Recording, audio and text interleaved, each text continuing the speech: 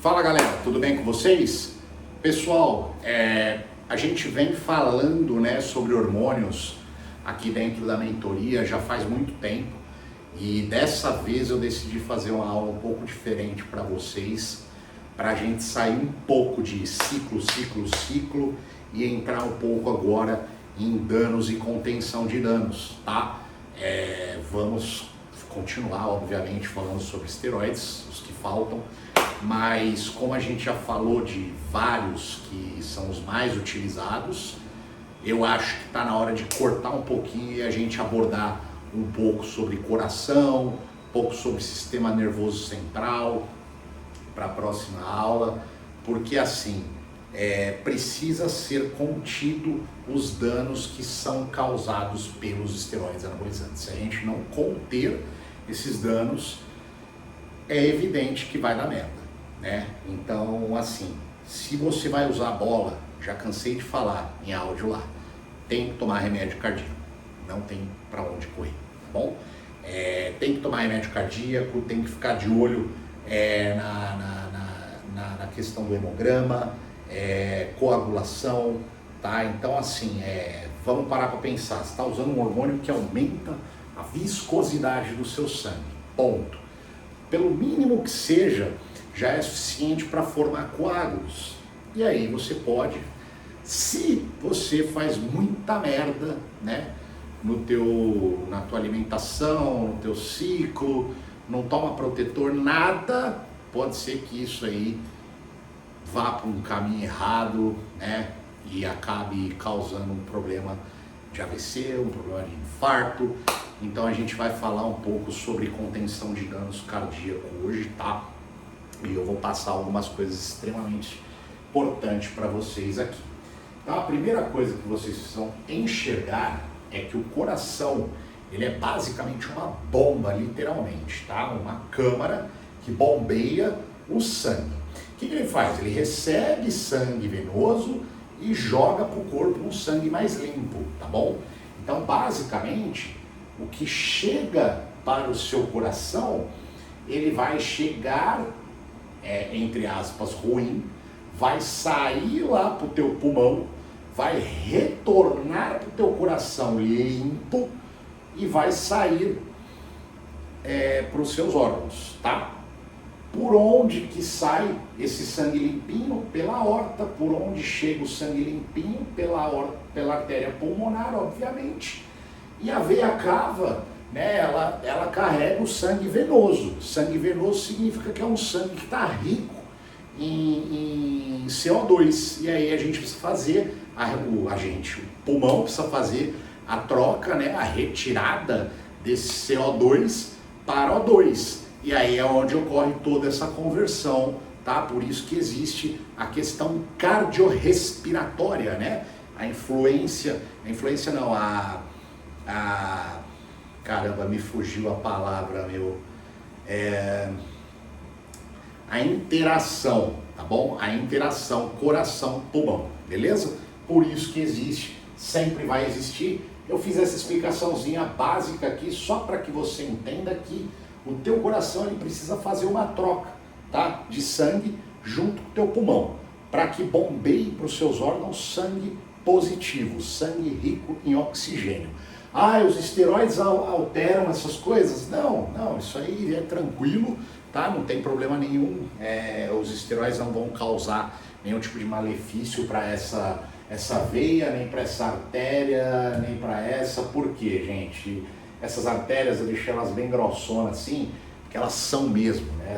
Essas duas artérias são um tarugo assim, e a veia cava também é um tarugão. Se vocês pesquisarem na internet o coração real, né, a anatomia de um coração real, você vai ver que é um puta calibre gigante e não tem como dar merda nelas. É muito, só se o cara tiver um problema genético já, de má formação, né, congênita, aí são outros 500, tá?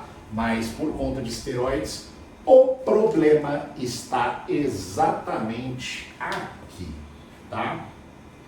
V. O que é esse AD, AE, VD, VE? Vamos lá, só para que vocês entendam. A parte superior do coração chamamos de átrio, ok? Então a gente tem os lados, átrio direito, átrio esquerdo, e a parte inferior do coração chamamos de ventrículo. Ventrículo direito, ventrículo esquerdo.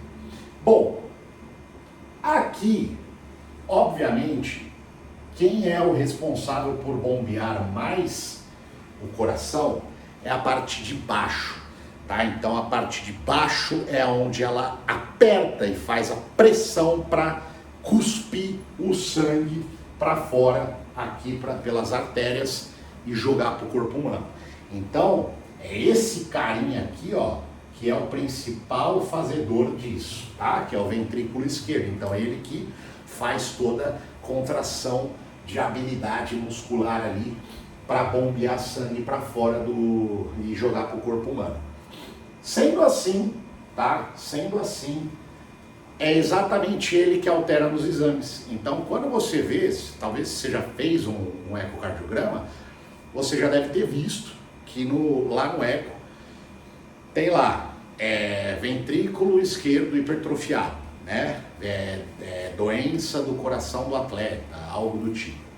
Por quê? É quando realmente o ventrículo está aumentado, tá? Então, basicamente, o que ocorre, né? Ocorre uma deformação onde ele acaba ficando mais largo, né? E veja só, se ele era bem menor do que o que está agora, para ele fazer a pressão, fica mais o quê? Difícil. Só que lá na fisiologia, em vez de a gente usar a palavra difícil, a gente usa a palavra insuficiente. Insuficiente. Beleza? Ele vai ficando ineficaz, insuficiente. Daí o termo insuficiência cardíaca, tá bom? Então, tem muita gente que já está com uma insuficiência cardíaca e como definimos uma pessoa aí jovem, vai, da minha idade, usuário de esteroides, que pode estar pertinho aí de uma insuficiência cardíaca. Quem seria esses caras aí? Os caras que geralmente usam esteroides na faixa de 25 a 45 anos e uma insuficiência cardíaca, da onde ela vem? Pela análise da fração de ejeção, ok? Então a gente analisa se o cara tem uma insuficiência cardíaca já moderada, grave, pela fração de ejeção, tá bom? É onde eu queria chegar. Fração de ejeção é a quantidade em percentual que o teu coração está conseguindo bombear de sangue para o teu corpo. O correto, tá? Para uma pessoa aí de, 25, 30 anos, é que tem uma fração de ejeção acima de 65%, beleza? Então, o cara, até como eu, deveria ter pelo menos uns 60%. Eu tenho 58%, porque eu sou usuário de esteroide. Muito tempo da minha vida eu usei de forma errada, não fiz uso de preventivos nem nada, porque eu não tinha conhecimento também na época, eu era moleque. E infelizmente acabou que minha fração de ejeção diminuiu um pouco, tá? Por quê? Por conta disso. Ah, mas você é insuficiente cardíaco, Denão? Não tenho falta de ar, se eu fizer um HIIT na esteira eu vou super bem, se eu correr eu aguento correr numa boa. Não quer dizer que por conta da minha fração de ejeção estar ali em 58%, 59%, quer dizer que eu seja insuficiente cardíaco. Eu seria um insuficiente cardíaco se estivesse abaixo IC. Abaixo aí, ó, de uns 45%, tá? A gente já começa a se preocupar bastante. Na realidade, abaixo, né, de 52% já consideram, beleza? Com uma insuficiência cardíaca, moderada leve, tá bom? É que é muito fácil de reverter isso aqui, é só tipo diminuir basicamente todas as dosagens dos esteroides anabólicos e a pessoa ela vai melhorar, aí vai subir, né? Colocar um HIIT na vida dela, porque às vezes a pessoa aqui tem essa fração de injeção, mas ela se entope de bola, né? Toma um monte de hormônio errado, de forma errada, e o que acontece? Tipo, é óbvio, você tá tomando hormônio errado, tem uma alimentação bosta, não faz aeróbico, né? Ou faz aeróbico andando, parece que tá andando com a sua avó de 97 anos na rua. Pô, isso aí não é aeróbico, entendeu? Ah, mas eu faço em jejum. Foda-se, faça direito o aeróbico, faça para sentir o teu condicionamento, né? Para você cansar, para você suar, beleza? Senão, não tem sentido nenhum. Então, a gente se preocupa mesmo quando tá assim, ó, abaixo dos 45%, 47%. Aí o cara, tipo, usa esteroide e tal, a gente já falou, opa, né? Aí precisa realmente parar o uso dos esteroides, fazer só uma PRT, né? Para não ficar sem testosterona, que também não é bom pro coração. E assim, entrar com algumas medicações. Já existem algumas medicações de uso preventivo para quem está tomando esteroide anabólico, tá? E eu vou falar sobre elas agora. São 3 medicações específicas.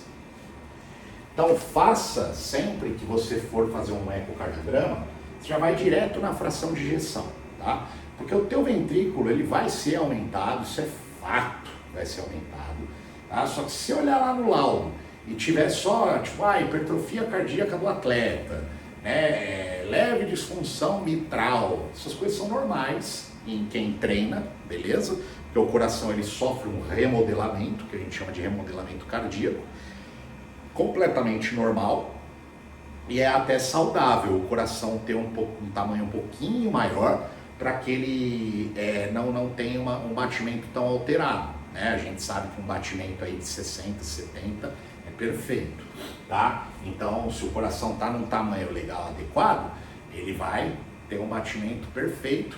Se o cara treina, melhor ainda, tá bom? Vai sempre na fração de ejeção. Fechou? O que a gente precisa entender aqui, ó?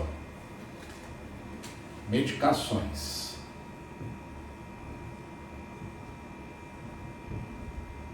Enalapril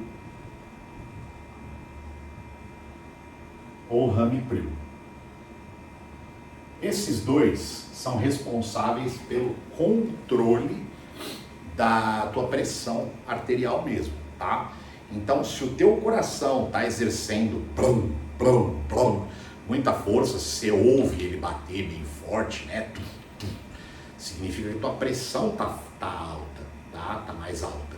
Então, você precisa conter essa pressão, tá? Porque isso faz com que o seu coração só vá hipertrofiando cada vez mais e sua fração de ejeção cardíaca vá diminuindo cada vez mais também. Então, é perigoso. Beleza? Então preciso utilizar uma dessas medicações. As doses ficam na casa de 2,5 a 10 miligramas dia. Beleza? Eu costumo dizer que 5 miligramas dia dividido em 2 tomadas é excelente, tá? Aí você vai tomar, na verdade, 2,5, né?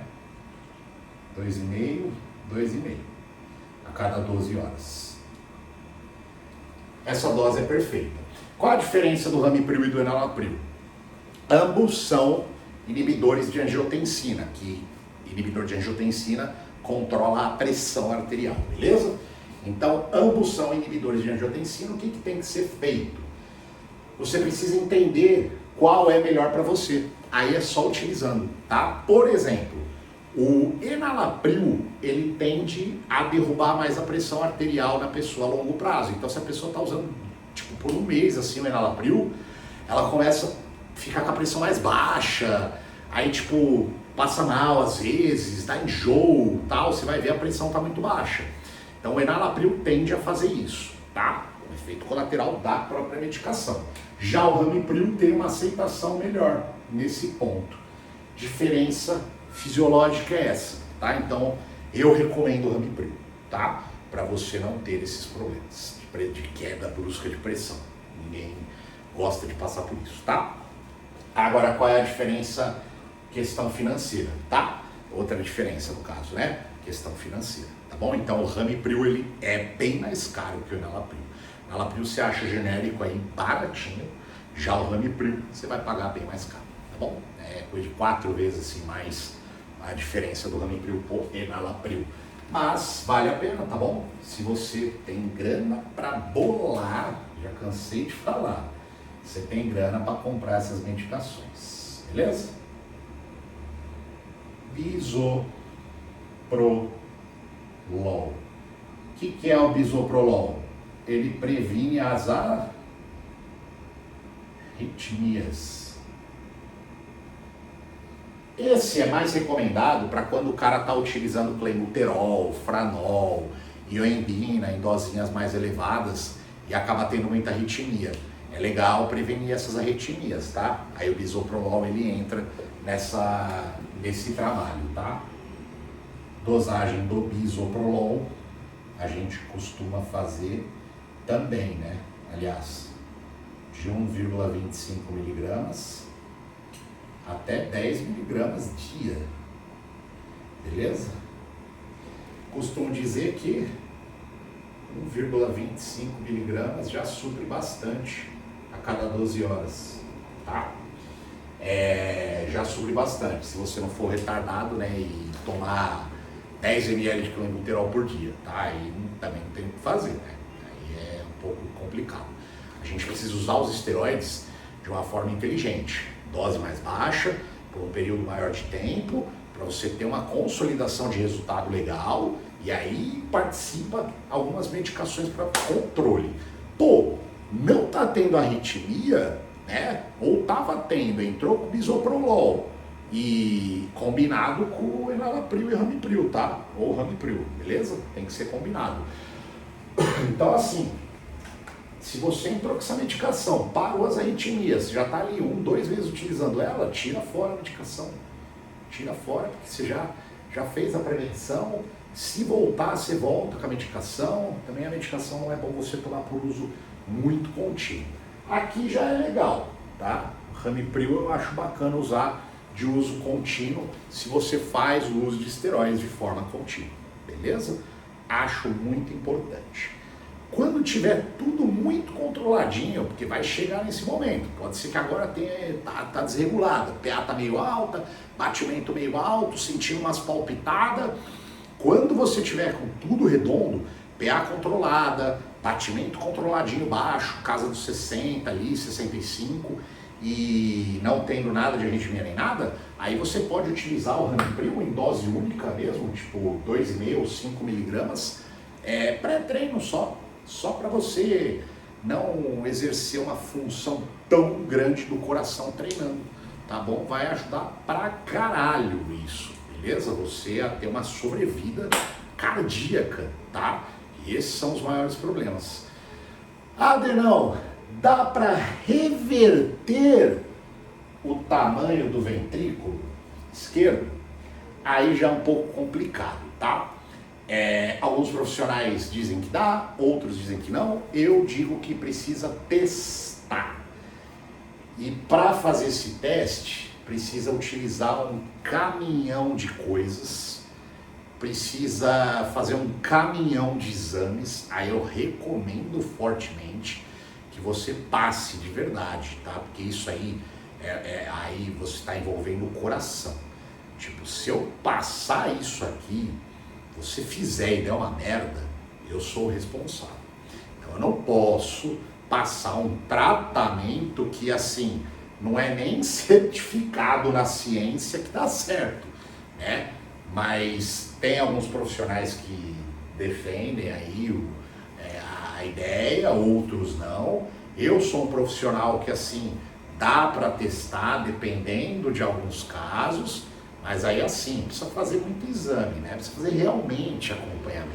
Nesse caso, tá? Se quiser diminuir aqui, se tá com a fração de ejeção muito comprometida, aí precisa acompanhar porque os exames são mensais. É mês a mês fazer Holter, fazer eco, fazer eletro, para ir acompanhando a evolução.